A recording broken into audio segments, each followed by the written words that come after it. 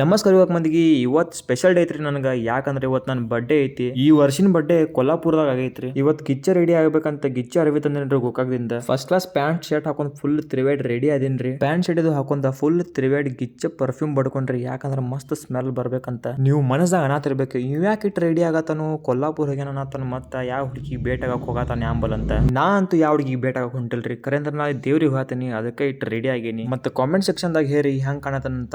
ಈಗ ಹೋಗುಂ ಬರ್ರಿ ಮುಂದೆ. ನಾನ ಮತ್ತ ನಮ್ ತಂಗಿ ಹೋದ್ರಿ ಮಹಾಗಣಪತಿ ನೋಡಾಕಂತ.